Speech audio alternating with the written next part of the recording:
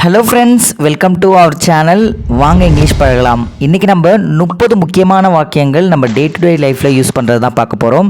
So Sun light ரொம்ப ஹெவியாக இருக்குது இல்லையா சம்மரில். ஸோ உங்களை நீங்களே ஹைட்ரேட்டடாக வச்சுக்கங்க.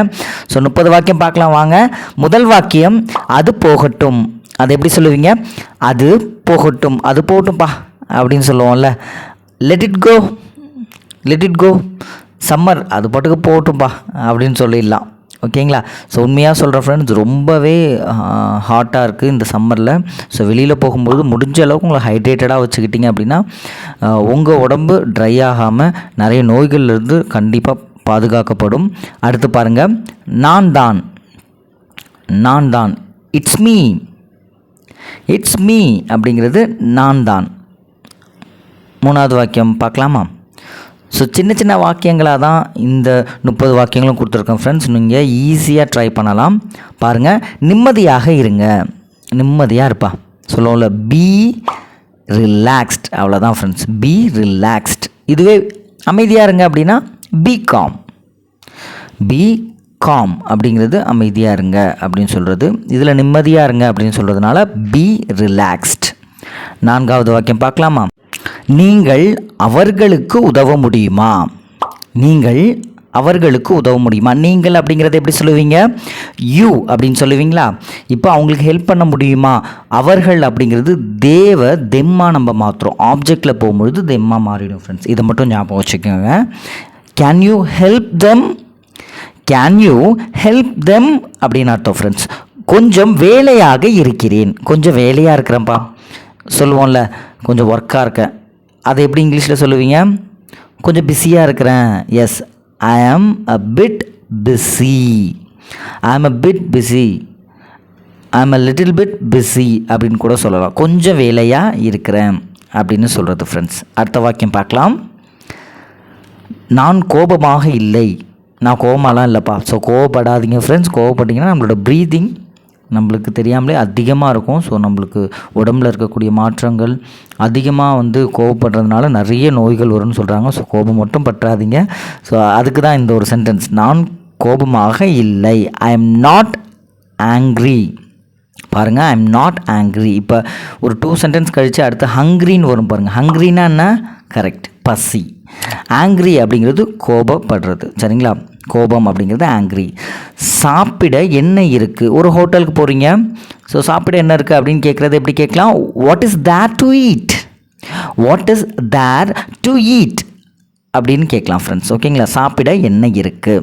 இப்போ 8வது வாக்கியம் பார்க்கலாம். எனக்கு மிகவும் பசிக்கிறது. எனக்கு ரொம்ப பசிக்குது. பார்த்தீங்களா சென்டென்ஸு? இப்போ பசிக்கிறதுக்கு என்ன இங்கிலீஷில்? அங்கே கோபத்துக்கு ஆங்க்ரின்னு பார்த்தோம். இப்போ பசிக்கிறதுக்கு ஹங்க்ரி. அவ்வளோதான் friends. So I am very hungry அப்படிங்கிறது எனக்கு மிகவும் பசிக்கிறது அப்படிங்கிற ஒரு அர்த்தத்தில் வரும் ஃப்ரெண்ட்ஸ். ஓகேங்களா? இப்போ ஒரு ஹோட்டலுக்கு போகிறீங்கன்னா இந்த சின்ன சின்ன வார்த்தைகள் உங்களுக்கு ரொம்பவே யூஸ்ஃபுல்லாக இருக்கும். சீக்கிரம் தயாராகு. இப்போ நீங்கள் வெளியில் எங்கேயோ போகிறீங்க. ஸோ ஒரு ட்ரிப்போ ஒரு வெளியில் ஒரு டூர் மாதிரி போகிறீங்க. டைம் ஆகிடுச்சுப்பா, சீக்கிரம் தயாராகு, சீக்கிரம் கிளம்பு. கெட் ரெடி சூன். கெட் ரெடி சூன் அப்படின்னு சொல்லுவோம் இல்லையா? அதுக்கு தான் மீனிங் சீக்கிரம் தயாராகு. இப்போ 10வது வாக்கியம் பார்த்துடலாம். அவர் எங்கே சென்றார்? அவர் எங்கே சென்றார்? இப்போ டைம் ஆகிடுச்சுப்பா, கிளம்பணும். அவர் எங்கேப்பா போனார் கேட்போம்ல. அவர் எங்கே சென்றார்? Where did he go? Where did he go அப்படின்னு சொல்லலாம் ஃப்ரெண்ட்ஸ். அடுத்த வாக்கியம் பார்த்துடலாம் வாங்க. ஒவ்வொரு வாக்கியமும் உங்களுக்கு டே டு டே லைஃப்பில் யூஸ்ஃபுல்லான மாதிரி தான் ஃப்ரெண்ட்ஸ் உங்களுக்கு கொடுத்துருக்கேன். ஸோ அதனால் நீங்களே முயற்சி பண்ணுற மாதிரி தான் சின்ன சின்ன வாக்கியங்களாக உங்களுக்காக வந்துட்டுருக்கு. ட்ரை பண்ணுங்கள். நான் சொல்ல முடியவில்லை. நான் அதை சொல்ல முடியலையப்பா அப்படின்னு சொல்லுவோம்ல. நான் சொல்ல முடியவில்லை. I could not del. I could not del. அந்த குட் நாட்டோட கான்ட்ராக்ட் ஃபார்ம் தான் இங்கே கொடுத்துருக்குது. ஐ குடன்ட் டெல் அப்படின்னு சொல்லலாம் ஃப்ரெண்ட்ஸ். ஐ குடன்ட் டெல். யாருக்கு தெரியும்? யாருக்குப்பா தெரியும்? தெரியலையப்பா, யாருக்கு தெரியும்? அது எப்படி சொல்லலாம்? முயற்சி பண்ணுங்கள் ஃப்ரெண்ட்ஸ். யாருக்கு தெரியும்? Who knows. ஹூ நோஸ் அப்படிங்கிறது யாருக்கு தெரியும். அடுத்து பாருங்கள், எனக்கு அதை எடுத்து வாருங்கள். எனக்கு அதை எடுத்து வாருங்கள். எப்படி சொல்லுவீங்க? ட்ரை பண்ணுங்க பார்க்கலாம். எனக்கு அதை எடுத்து வாருங்கள்.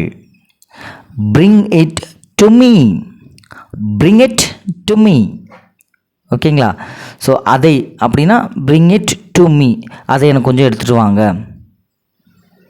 என்னால் சொல்ல முடியும். இப்போ பார்த்தோம், இதுக்கு முன்னாடி என்ன பார்த்தோம்? என்னால் அதை சொல்ல முடியலப்பா அப்படின்னு சொன்னோம்ல. இப்போ இது வந்து என்னால் சொல்ல முடியும் அப்படிங்கிறது நீங்கள் எப்படி சொல்லுவீங்க? ட்ரை பண்ணுங்கள். இது வந்து உங்களுக்கு ஒரு ஹோம்ஒர்க் மாதிரி, சின்ன ஒரு ஒர்க் அவுட். இதுக்கு ஆன்சர் கண்டுபிடிச்சி நீங்கள் கீழே கமெண்ட் செஷனில் கண்டிப்பாக சொல்லணும் ஃப்ரெண்ட்ஸ். இது மாதிரி சின்ன சின்ன வாக்கியங்கள் நீங்கள் முயற்சி பண்ணணும் அப்படிங்கிறது தான் என்னோடய ஆசை. ஸோ இடையில ஒரு சின்ன ஒரு ஒர்க் அவுட் மாதிரி. அடுத்து பாருங்கள். நீங்கள் அதை பார்த்தீர்களா? நீங்கள் அதை பார்த்தீங்களா அப்படின்னு கேட்போம்ல, அது இங்கிலீஷில் எப்படி சொல்லுவீங்க? You, நீங்கள்னா you. ஓகே, பார்த்தீங்களா அப்படிங்கிறது எப்படி சொல்லுவீங்க? ஒரு கேள்வி did you see that? Did you see that அப்படிங்கிறது தான் நீங்கள் அதை பார்த்தீர்களா அப்படின்னு கேட்குறதுக்கான மீனிங் ஃப்ரெண்ட்ஸ். இப்போ நீங்கள் இதை ட்ரை பண்ணுங்கள். நீங்கள் எப்போ வந்தீங்க? இப்போ நம்ம கேட்போம், ரிலேஷன் யாராவது வந்தாங்கன்னா, இல்லை ஒரு ஃபங்க்ஷனில் யாரையாவது நம்ம ஃப்ரெண்ட்ஸ் மீட் பண்ணும்போது நீங்கள் எப்போ வந்தீங்க அப்படின்னு கேட்போம்ல. அதை இங்கிலீஷில் எப்படி கேட்கலாம்? when did you come? when did you come? இப்போ பாருங்கள், இதில் கம் வந்திருக்கு அருண். எப்படி அருண் இது வந்து ப்ரெசண்ட்டில் தானே சொல்லணும் அப்படின்னு கேட்டிங்கன்னா, டிட்டை நம்ம யூஸ் பண்ணோம்னா கேள்வி வாக்கியத்தில் ப்ரெசண்ட் வேர்ப் தான் வரணும். அதனால தான் கம் யூஸ் வந்திருக்கு ஃப்ரெண்ட்ஸ். ஓகேங்களா? So when did he come அப்படின்னு தான் கேட்கணும். ஸோ அவர் எப்பொழுது வந்தார் அப்படின்னா பாஸ்ட்டில் கேட்கணும்னா when did he comeன்னு கேட்கணும். நீங்கள் எப்போ வந்தீங்க அப்படின்னா when did you come அப்படின்னு கேட்கணும் ஃப்ரெண்ட்ஸ். நான் நேற்று வந்தேன். I came yesterday. நான் நேற்றுக்கு வந்தேன். அதுக்கான பதில் எப்படி சொல்லுவீங்க? I came yesterday. அவன் எப்போது வருவான்? இப்போ பாருங்கள், இது ஃப்யூச்சர் டென்ஸ். இப்போ நம்ம பாஸ்ட் பார்த்தாச்சு. இப்போ ஃப்யூச்சர்லையும் எப்படி பேசுகிறது அப்படிங்கிறதையும் பார்த்துடலாம். ஓகேங்களா? அவன் அப்படிங்கிறது நான் ஹீன்னு சொல்கிறேன். எப்போது வருவான் அப்போது வில் யூஸ் பண்ணணும். when will he come? பாருங்கள், அதே ப்ரெசன்ட் வேர்ப் தான் வந்திருக்கு, பட் நான் இங்கே வில் யூஸ் பண்ணியிருக்கேன். ஓகேங்களா? when will he come? நான் அதை நம்பவில்லை. நான் அதை நம்பவில்லை. அதை இங்கிலீஷில் எப்படி நம்ம சொல்லலாம்? நான் அதை நம்பலையேப்பா அப்படின்னு சொல்லுவோம்ல. அது இங்கிலீஷில் ட்ரை பண்ணுங்க பார்க்கலாம். I don't believe it. I don't believe it அப்படிங்கிறத நான் அதை நம்பவில்லை அப்படிங்கிற மீனிங்கில் வரும் ஃப்ரெண்ட்ஸ். ஓகேங்களா? இப்போ அடுத்து பார்க்கலாம். இவ்வளவு சாப்பிட முடியாது. இவ்வளவு என்னால் சாப்பிட முடியாதுப்பா, ரொம்ப அதிகமாக இருக்குது. It's too much. ஸோ எப்படி சொல்லுவீங்க? இவ்வளவு சாப்பிட முடியாது. இங்கிலீஷில் can't eat so much. Can't eat so much. இப்போ பாருங்கள், இவ்வளவு என்னால் சாப்பிட முடியாது. I can't eat too much. I can't eat too much அப்படின்னு சொல்லலாம் ஃப்ரெண்ட்ஸ். இப்போதைக்கு இது போதும். இப்போதைக்கு எனக்கு இது போதும்ப்பா சொல்லுவோம்ல. ஸோ இப்போதைக்கு இது போதும். அப்போது இப்போதைக்குன்னா நவ் யூஸ் பண்ணுவோம். அப்போது போதும் அப்படிங்கிறதுக்கு enough. So that's enough for now. That's enough for now. அடுத்த வாக்கியம் பாருங்கள். நான் வந்துக்கிட்டே இருக்கேன். எங்கேப்பா இருக்க? இன்னும் வரலையாப்பா? ஸோ எல்லோரும் வந்துட்டாங்க அப்படின்னு சொல்லுவோம்ல. அப்போ இங்கிலீஷில் நான் வந்துக்கிட்டே இருக்கேன் அப்படின்னு சொல்லுவோம்ல. I am coming. I am coming அப்படின்னு சொல்லலாம். இல்லை வேறு மாதிரி சொல்லணும் அப்படின்னா I am on the way. I am on the way. So நான் வந்துக்கிட்டே இருக்கிறேன் அப்படின்னு அர்த்தம் ஃப்ரெண்ட்ஸ். ஓகேங்களா? இப்போ அடுத்த வாக்கியம் பாருங்க. தயவு செய்து ஏதாவது சாப்பிடுங்கள். தயவு செஞ்சு ஏதாவது சாப்பிடுங்கப்பா, காலையிலேருந்து எதுவுமே சாப்பிடல, ஏதாவது சாப்பிடுங்க சொல்லுவோம்ல. ஸோ தயவு செய்து ஏதாவது சாப்பிடுங்கள். அது இங்கிலீஷில் எப்படி சொல்லலாம்? ட்ரை பண்ணுங்கள். அவ்வளோதான் friends, simple. Please eat something. Please eat something அப்படிங்கிறது தயவு செய்து ஏதாவது சாப்பிடுங்கள் அப்படின்னு அர்த்தம் ஃப்ரெண்ட்ஸ். நாங்கள் பசியாக இருந்தோம். நாங்கள் பசியாக இருந்தோம் எப்படி சொல்லுவீங்க? முயற்சி பண்ணுங்க. நாங்கள் பசியாக இருந்தோம். அது இங்கிலீஷில் அப்படியே மாற்றணும்னா we were hungry. we were hungry. we were hungry. அப்போது நாங்கள் பசியாக இருந்தோம் அப்படிங்கிறது எப்படி சொல்லலாம்? we were hungry. வேறு வழி இல்லை. வேறு வழியே இல்லைப்பா, ஸோ வேறு வழி இல்லையா அப்படின்னு கேட்போம்ல. ஒரு டூருக்கோ ட்ரிப்புக்கு போகும்போது நம்ம எப்படி கேட்கலாம், வேறு வழி இல்லையா அப்படின்னு கேட்போம். அப்போ பதில் வேறு வழி இல்லை அப்படின்னு இங்கிலீஷில் சொல்லும்போது எப்படி சொல்லலாம், there is no other way. So ஒரு வழி தான் இருக்குது, இந்த வழியில் தான் போகணும். ஸோ வேறு வழி இல்லை அப்படிங்கிறது there is no other way. உனக்கு பசிக்கிறதா, உனக்கு பசிக்குதாப்பா, இப்போ வழியில் யாருக்காவது பசிக்குதாப்பா, உனக்கு பசிக்குதா கேட்போம்ல. அப்போ இங்கிலீஷில் அதை எப்படி கேட்கலாம், உனக்கு பசிக்கிறதா. சிம்பிள் தான் ஃப்ரெண்ட்ஸ், ரொம்ப ரொம்ப சிம்பிள். பாருங்கள், ட்ரை பண்ணுங்கள். ஹங்க்ரி தான், அதே தான், ஹங்க்ரியை வச்சு தான் யூஸ் பண்ண போகிறீங்க. ஆர் யூ ஹங்க்ரி, அவ்வளோதான். ஆர் யூ ஹங்க்ரி அப்படிங்கிறது தான் உனக்கு பசிக்கிறதா அப்படிங்கிற மீனிங்கில் வரும் ஃப்ரெண்ட்ஸ். ஓகேங்களா, அடுத்து பார்க்கலாம் வாங்க. நெக்ஸ்ட் வாக்கியம், உன்னிடம் பேசலாமா. உன்னிடம் பேசலாமா அப்படிங்கிற மீனிங் எப்படி வரும், ட்ரை பண்ணுங்கள். உன்னிடம் பேசலாமா, மே யூஸ் பண்ணணும். ஓகேங்களா, மே அப்படின்னா ஒரு பெர்மிஷன் கேட்குறதுக்கு நம்ம மே பயன்படுத்துவோம். May I talk to you, may I talk to you. இப்போ நான் உங்கள்கிட்ட கேட்குறேன், உன்னிடம் பேச முடியுமா அப்படின்னு கேட்கணுன்னா என்ன யூஸ் பண்ணுவீங்க, கேன் யூஸ் பண்ணுவீங்க, அவ்வளோதான். Can I talk to you, சரிங்களா. மே அப்படிங்கிறது ஒரு பர்மிஷன். ஸோ உன்னிடம் பேசலாமா அப்படின்னு பெர்மிஷன் கேட்குறப்போ மே யூஸ் பண்ணுவோம். இப்போ பாருங்கள், இன்று தேர்வு இருக்கிறது, இன்றைக்கி எக்ஸாம் இருக்குப்பா. Today is the exam, today is the exam அப்படிங்கிறது இன்று தேர்வு இருக்கிறது அப்படிங்கிற மீனிங்கில் வரும் ஃப்ரெண்ட்ஸ். 29வது வாக்கியம் பார்த்துடலாம். ரொம்ப ரொம்ப சிம்பிளான வாக்கியம். வெற்றிகரமாக நம்ம இந்த ஒரு வீடியோ கம்ப்ளீட் பண்ண போகிறோம்.